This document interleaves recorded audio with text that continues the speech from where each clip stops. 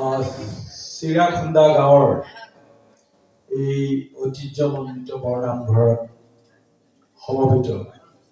ভকতপ্ৰাণ বৈষ্ণৱবৃন্দ, মোৰ পিতৃতুল্য জ্যেষ্ঠসকল, আইসকল, ইয়াত আহি উপস্থিত হোৱা দুজনকৈ যুৱ বিচাৰক, শ্ৰী পৰাগ দাস ডাঙৰীয়া, হেমন্ত কলিতা ডাঙৰীয়া, আৰু এই অঞ্চলৰ এটি পুৰণি সাংস্কৃতিক গোষ্ঠী, শ্ৰী সৰুজমুখী সাংস্কৃতিক গোষ্ঠীৰ কৰ্মকৰ্তা বিষয়ববীয়াসকল, আৰু এই ভাওনাৰ একক সংলাপ প্ৰক্ষেপণ প্ৰতিযোগিতাত প্ৰতিযোগী হিচাপে অংশগ্ৰহণ কৰিবলৈ অহা কণ কণ প্ৰতিযোগীসকল, অভিভাৱকসকল, উদ্যোক্তাসকল, সকলোলৈকে মই মোৰ ফালৰ পৰা আন্তৰিক শ্ৰদ্ধা আৰু সেৱা নিবেদন কৰিছোঁ। মোৰ গাটো বৰ ভাল নহয় আজি, মোৰ মাতটো আপোনালোকে শুনিয়ে চাগে বুজিব পাৰিছে। আজি 4 দিনমান ধৰি মই জ্বৰ, কাহ আৰু চৰ্দিত ভুগি আছো। এতিয়াও শেষ হোৱাই নাই, দৰৱ খাই মই আহিছোঁ। ৰাতি গুৱাহাটীৰ পৰা ৰাতিৰ বাছেৰে আহিছোঁ, আহি ৰাতিপুৱা 7:30 বজাত শিৱসাগৰত পাইছোঁহি। ভালকৈ খোৱাও নাই, কেইবাটাও কাৰ্যসূচী লৈ আহিছোঁ, আৰু ডেকা ল'ৰাসকলে মাতিলে, সেইকাৰণে আপোনালোকৰ মৰম এৰিব নোৱাৰি মই শাৰীৰিক অসুস্থতা স্বত্বেও ইয়াত উপস্থিত আছোঁ। কথা হ'ল যে ভাওনাৰ বিষয়ে মই বেছি কথা ক'বলৈ নিবিচাৰোঁ, খালি এটা কথা মনত খেলাইছে যে সংস্কৃতিয়ে যিদৰে ৰূপ সলায়, সংস্কৃতিটো এখন বুৱতী নদীৰ দৰে, সংস্কৃতিয়ে সময়ে সময়ে ৰূপ সলায়, কিন্তু কিছুমান সংস্কৃতি আকৌ ৰূপ সলোৱাৰ কাৰণে আমাৰ সংস্কৃতিটো বিকৃত ৰূপতহে উপস্থাপন হয় বুলি বৌদ্ধিক মহলত সততে অভিযোগ উত্থাপিত হয়। যিদৰে আমাৰ বিহুক লৈ বহু তৰ্ক বিতৰ্ক হয়, ঠিক মহাপুৰুষ শ্ৰীমন্ত শংকৰ গুৰুজনাই সৃষ্টি কৰা এই ভাওনাক লৈ মাজে সময়ে কিছু মানুহৰ মাজত বা সংস্কৃতি সচেতন ৰাইজৰ মাজত অসন্তুষ্টি এটা গঢ়ি উঠা দেখা যায়। মহাপুৰুষ শ্ৰীমন্ত শংকৰ গুৰুজনাই মূলতঃ এই ভাওনা যি সৃষ্টি কৰিছিলে, অসমীয়া গ্ৰাম্য সমাজখনৰ, নিৰক্ষৰ সমাজখনৰ মাজত ধৰ্মক প্ৰতিষ্ঠা কৰিবৰ কাৰণে, সত্যৰ জয়, অধৰ্মৰ পৰাজয়, এই সত্যক প্ৰতিষ্ঠা কৰিবৰ কাৰণে অভিনয়ৰ জৰিয়তে প্ৰথমতে এই ভাওনা এই শিল্প তেখেতে সৃষ্টি কৰিছিল। আৰু প্ৰথম অৱস্থাত আপোনালোক সকলোৱে জানে যে ভাওনা আমাৰ অংকীয়া যিটো ৰূপ, অংকীয়া যিটো ভাষা, আমাৰ যিটো পালি ভাষা, আমাৰ আগৰ যিটো আছিলে সংস্কৃতৰ পৰা পালি অংকীয়া, সেই অংকীয়াতহে এই ভাওবিলাক প্ৰদৰ্শন কৰা হৈছিলে। পৰৱৰ্তী সময়ত কেইবা দশকৰ পাছত এই নাট বা ভাওনাবিলাক অসমীয়া মাতৃভাষালৈ অনুবাদ কৰা হ'ল, আৰু মাতৃভাষাত কাল্পনিক আৰু কিছু ভাগৱত বা আমাৰ ধৰ্মীয় গ্ৰন্থসকলৰ উপাখ্যান আৰু আখ্যানবিলাকক মূল চৰিত্ৰ হিচাপে লৈ মাতৃভাষা ভাওনায়ো তাৰাক্ৰমত গা কৰি উঠিল।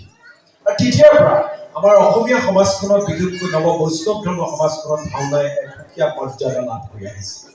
কিন্তু আমি এটা কথা দেখি আহিছোঁ, যে আমি শৈশৱৰ পৰাও দেখিছোঁ, ভাওনা বহুত দেখিলোঁ, নিজেও গাইছোঁ, গালোঁ, কিন্তু জীৱনৰ আধা বাট যোৱাৰ পাছতহে আমি গম পালোগৈ যে আমি ইমান দিনে যি ভাওনা কৰি আহিলোঁ, সেয়া প্ৰকৃতাৰ্থত ভাওনাৰ যিটো শৈল্পিক সত্তা, গুৰুসকলৰ যিটো সৃষ্টিৰ শৈল্পিক সত্তা, আমি কৰি অহা ভাওনাবিলাকত সেই শৈল্পিক সত্তাটো নাছিলে। আচলতে আমাকো ভুল কৰি শিকোৱা হৈছে। আৰু এই ধৰণে এতিয়া এটা বিহু যেনেকৈ এটা সংশোধিত ৰূপত আহি গৈছে, ঠিক ভাওনাও এটা সংশোধিত ৰূপত, শৃংখলিত ৰূপত আমাৰ মাজলৈ আকৌ ঘূৰি আহিছে। সেইটো এটা আমাৰ সংস্কৃতিৰ কাৰণে বৰ ভাল কথা। আৰু তাৰ দায়িত্ব হৈছে আমাৰ এনেকুৱা ডেকা বিচাৰকসকলে, ডেকা বন্ধুসকলে, অসমৰ চাৰিওফালে যিমানবিলাক নাট্য অনুষ্ঠান হৈছে, নাট্য অনুৰাগী, অভিনেতা, নাট্য যি সংগঠক, সেইবিলাক চব ডেকা মানুহ আগবাঢ়ি আহিছে। কোনোবা সত্ৰৰ পৰিৱেশৰ পৰা আহিছে, কোনোবা আমাৰ দৰে গ্ৰাম্য পৰিৱেশৰ পৰা আহিছে, কোনোবাই সেই বিষয়ত চৰ্চা কৰিছে, অধ্যয়ন কৰিছে। বিভিন্ন ধৰণেৰে তেওঁলোকে গোটেই পদ্ধতিটো এটা প্ৰণালীবদ্ধ ছিষ্টেমত লৈ আহিছে। আমি এতিয়া আগতে ভাওনা ওলাওঁ, আমি কোনে কিমান জঁপিয়াব পাৰে সেইটো এটা প্ৰতিযোগিতা হয়। অসুৰে কিমান জপিয়াব, দানৱে কিমান জপিয়াব, মানৱে কিমান জপিয়াব, কোনে ভৰিত জুলুকা পিন্ধিব, অসুৰ বুলি ক'লে আমি জাঠি দুপাত লওঁ আৰু এনেকুৱা কি ফিৰফিৰি কেইটামান লৈ সেই তাৰ পৰা মণিপুৰৰ আগত জাপ মাৰি দিওঁ, বা তোৰ বহুত বঢ়িয়া হৈছে, ভাল হৈছে, ভাল হৈছে, তই পাৰিছ। ঠিক তেনেকৈ সূত্ৰধাৰো ওলাই, সূত্ৰধাৰ কি তালত নাচিছে, কি তাল নাচিছে, কি মুদ্ৰা দিছে আমি নাজানো, মুঠতে অমুক ককাইদেউ সূত্ৰ গায়, তেওঁৱে সূত্ৰ গায়। তেনেকে চলিলে বহু বছৰ চলিলে। নাটৰ ওচৰত বহিছে, গায়নে বায়নে খোল বজাইছে, গায়নে গাইছে, তাল বজোৱাজনে বিহু তালেই বজাইছে নে তালত তাল বজাইছে, আমি এইবোৰ বুজি পোৱা নাছিলো। তালখন বজাই আৰু চিকচিকি কৰি তালখন বজাই, খোল বজাই আমি একদম পুৰা জাপ কেইটামান মাৰি ওলাওঁ। এনেধৰণে মেন্থন লাইটৰ পোহৰত যুগ দশক ধৰি আমাৰ গ্ৰাম্য সমাজত ভাওনাটো পাৰ হৈ গৈছে। কিন্তু পাছত আমি যেতিয়া গম পালো যে আমি এইবোৰ যিবোৰ ভাওনা কৰি থাকিলো, সেইবোৰ আচলতে ভাওনাৰ যি স্বকীয় বৈশিষ্ট্য আৰু মৰ্যাদা, গুৰুজনাই দি যোৱা যিবোৰ বস্তু উপাদান তাত সোমাই থাকিব লাগে, আমি অতদিনে কৰি অহা সেই ভাওনাবোৰত সেই উপাদানবোৰ তেনেই নগণ্য ৰূপত সোমাই আছে। হয়নে কথাটো? মই নিজেও মাৰ্ঘেৰিটাত পাঞ্চজন্য নাট্য গোষ্ঠী বুলি এটা নাট্য গোষ্ঠীৰ জন্ম দিছিলো, আৰু তাতে বচা কিছুমান অভিনেতা, গোলাঘাটৰ 2টা ল'ৰা, তিতাবৰৰ 4টা ল'ৰা, মাজুলীৰ 2টা ল'ৰা, আমাৰ শিৱসাগৰৰ 4টামান ল'ৰা, ডিব্ৰুগড়ৰ 2টামান ল'ৰা, এনেকে তোৰ ল'ৰাবোৰ গোটাই এটা 22-26 জনীয়া এটা টিম গঠন কৰি লৈছিলো। আৰু মই নিজেই এই অনুষ্ঠানটোৰ প্ৰতিষ্ঠাপক সভাপতি হিচাপে মই 10 বছৰ কাল উজনি অসমৰ প্ৰায়বোৰ মঞ্চত ভাওনা কৰিলো। আৰু প্ৰথম মাজুলী মণিকাঞ্চন ৰংগক্ষেত্ৰত গৈ আউনীআটী সত্ৰৰ মঞ্চত ভাওনা কৰিবলৈ গৈ প্ৰথম দিনা আমাৰ যি অৱস্থা হৈছিলে ভাই, মানে লাজতে ফাট পেলা প্ৰথমুটিক পাতলে লুকা হৈছে। আমি গৈছো আৰু একদম পুৰা গদা ধনু লৈ ফেৰীত পাৰ হৈ বিৰাট বাহিনী একেবাৰে যেন যুদ্ধহে কৰিবলৈ গৈছো। পাছত আমি যেতিয়া গম পালো, আমি ভাবিছো চবেই খুব ভাল ভাওনা কৰিছো, মুখস্থ আছে, নাক কাৰো চোৱা নাই, ধুনীয়া কৰিছো, চবেই ভাবিছো কিবা এটা পামেই পাম। কিন্তু আমিতো প্ৰতিযোগিতাত অহাটো দূৰৰ কথা, নিচুকনি বাদেই দিয়ক, আমি বিচাৰকৰ মাজলৈ নাহিলো। তেতিয়া মই বিচাৰক কেইজনক মাতি আনি সুধিলো যে বুঢ়া ভকত, আপোনালোকে কওকচোন আমাক কি ভুল দেখিলে? আমাৰ ল'ৰাবোৰ ইমান বডি ফিটনেছ থকা ল'ৰা, মই নিজে দুৰ্যোধনৰ চৰিত্ৰত অভিনয় কৰিছো,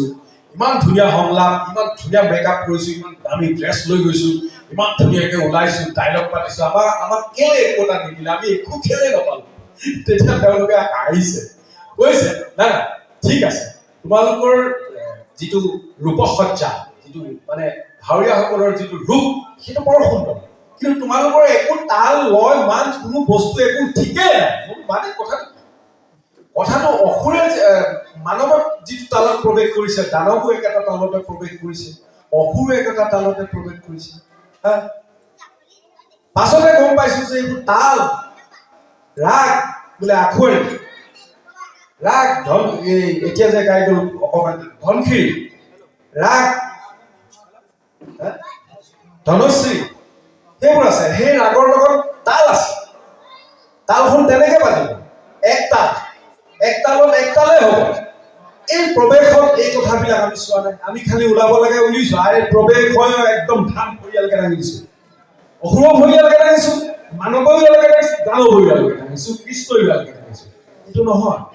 ভগৱান কৃষ্ণ সাত্বিক জগতৰ গুৰু, তেওঁ ভৰিটো কিমানলৈকে দাঙিব লাগিব? এজন ধাৰ্মিক মানুহ যুধিষ্ঠিৰ, তেওঁ ৰজা হৰিচন্দ্ৰ, তেওঁ ভৰিটো একদম ইয়ালকে দাঙিলে নহব নহয়, মোৰ ভাল হওক বুলি নহব। তেওঁ অত্যাচাৰী, অহংকাৰী মানৱে, তেওঁ এটা মোচন থাকিব, ঋষি মুনিজনৰ এটা মোচন থাকিব, দৈত্য দানৱৰ এটা মোচন থাকিব। চবেই যদি দানৱৰ মোচনে দিওঁ, চবেই যদি ৰাক্ষসৰ মোচনে ধৰি থাকো, কেনেকে নহব? আমাৰ ইয়াত আগতে বায়নে বজাই দিয়ে আৰু এই প্ৰৱেশ আমগ বুলি মাৰি দিয়ে, বোলে তালখন কিচকিচি তালখন বিহুলৈ মাৰি দিলে, আমি জাপ এটা মাৰি ওলাই দিলো হৈ গ'ল।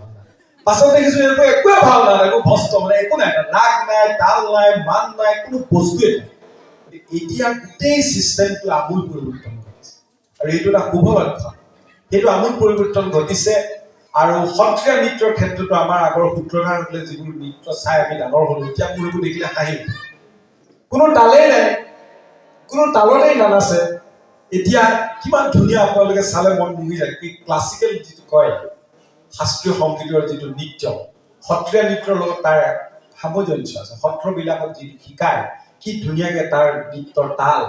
কেইটা আঙুলি উলিয়াব বাহিৰলৈ কোনটো আঙুলি কোনফালে এইফালে আহিব নে এইফালে আহিব এইফালে যাব নে এইফালে আহিব কোনফালে বহিব কোনফালে উঠিব হাতখন কিমান ওপৰলৈ নিব কিমান তললৈ যাব কিমান পেৰেলেলি যাব এই গোটেই কথা মুদ্ৰাবিলাক কেনেকে সঞ্চালন কৰিব চকু পাক ক'ত থাকিব বাউসী পাক ক'ত থাকিব কঁকালটো ক'ত ঘূৰিব আঁঠুটো ক'ত অকণমান বেকা হ'ব পিঠিটো ক'ত অকণমান কোজা হ'ব এই গোটেই কথাবোৰ ইমান উজু কথা নহয় এই কলা শিকিবলৈ বহুত সাধনা লাগিব আমি আৰু আমাৰ দেউতা আগৰ ককাহঁতে যেনেকে জপিয়ালে খপিয়ালে শিকালে তেনেকে শিকি এনেকুৱা হৈ গ'লগৈ এতিয়া ৰিফৰ্মেশ্যনৰ টাইমত আমাৰ টাইম সময় গুচি গ'ল আমি এতিয়া আৰু ভাওনা লোৱাৰ পৰম্পৰাই নাইকিয়া হৈ গৈছে যি কি নহওক ভাওনাই যি নতুন ৰূপত আত্মপ্ৰকাশ কৰিছে সি আমাৰ সাংস্কৃতিক জগতখনলৈ এটা গৌৰৱ নিশ্চয় কঢ়িয়াই আনিছে আৰু ইতিমধ্যে আমাৰ ভাওনা শিল্প অসমতে সীমাবদ্ধ হৈ থকা নাই সুদূৰ নতুন দিল্লী সুদূৰ আমেৰিকাতো গৈ আমাৰ ভাওনা প্ৰদৰ্শন কৰিছে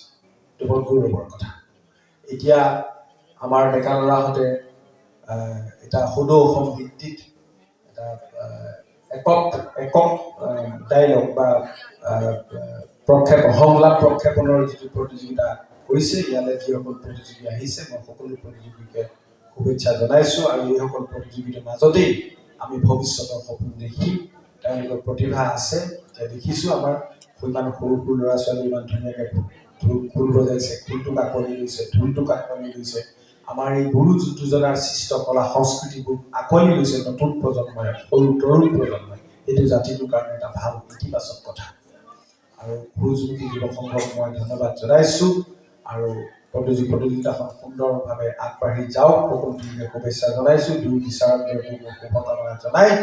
আপোনালোকৰ এই অনুষ্ঠানভাগী ভৱিষ্যত উত্তৰ কামনা কৰি শুভ উদ্বোধন কৰিব বুলি ঘোষণা কৰিলোঁ ধন্যবাদ আমি সন্মানীয় উদ্বোধক ডাঙৰীয়া তেখেতৰ বহুমূলীয়া ভাষণেৰে তত্ত্বগধুৰ ভাষণেৰে অনুষ্ঠানটি উদ্বোধন কৰাৰ বাবে উদযাপন সমিতিৰ তৰফৰ পৰা আন্তৰিক শ্ৰদ্ধা আৰু কৃতজ্ঞতা জ্ঞাপন কৰিছোঁ লগতে তেখেতৰ সুদীৰ্ঘ কৰ্মময় জীৱন কামনা কৰিছোঁ আমাৰ ওপৰ জগতগুৰু শ্ৰীমন্ত শংকৰদেৱৰ আৰ্হিৰে নিৰ্মিত এই নামঘৰতো বৈষ্ণৱ ৰাইজৰ চৰণত আমাৰ ভক্তি ভৰা সেৱা শ্ৰদ্ধা যাচিছোঁ আমাৰ কাষতে থকা অধ্যক্ষ মহোদয়ে যিমানখিনি আমাৰ আগত বক্তব্য দাঙি ধৰিলে সঁচাকৈ যদিও আগৰ ভাওনা কিছু সালসলনি হৈছে তথাপিও তেওঁ যেন আমাক বহু আগলৈ আগুৱাই লৈ গ'ল আগৰ কথাবোৰ মনত পেলাই দিলে বৰ সুখ অনুভূতি কৰিছিলোঁ সেইখিনি সময়ত আমি যিয়ে নহওক কথা ক'বলৈ বহুতেই আছিল যিহেতু সময় যথেষ্ট হৈ গৈছে প্ৰতিযোগীসকলে হয়তো 2 ঘণ্টা আগৰ পৰা ইয়াত আহি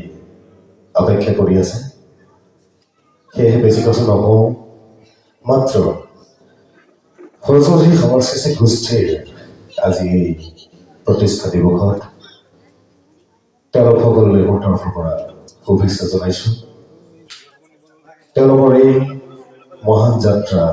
সুদূৰ প্ৰসাৰী হওক তেওঁলোকৰ এই দলটি শিৰৰ মুকুট হৈ অসমত জিলিকি থাকক তেওঁলোক সকলো আগবাঢ়ি যাওক যিহেতু মই তেওঁলোকৰ লগত বিগত 2 বছৰমানৰ পৰাহে জড়িত হৈ আছোঁ কিন্তু প্ৰত্যক্ষ কৰিছোঁ তেওঁৰ ত্যাগ তেওঁলোকৰ হেঁপাহ তেওঁৰ দলটোৰ প্ৰতি থকা দলৰ প্ৰতি থকা তেওঁলোকৰ যি নিস্বাৰ্থ প্ৰেম সকলোবোৰ দেখি আহিছোঁ সেয়েহে পুনৰ মাত্ৰ এটি কথাই কৈছোঁ ক'বলৈ বহুতে আছিল কৈছোঁ সময় যিটো বহুত হৈ গ'ল শুভ জন্মদিন সৰস্বতী সাংস্কৃতিক গোষ্ঠী এই পবিত্ৰ স্থানৰ পৰা সকলোৰে সুস্বাস্থ্য দীৰ্ঘায়ু কামনা কৰি মই মোৰ বক্তব্য সামৰণি মাৰিছোঁ জয় গুৰু শংকৰ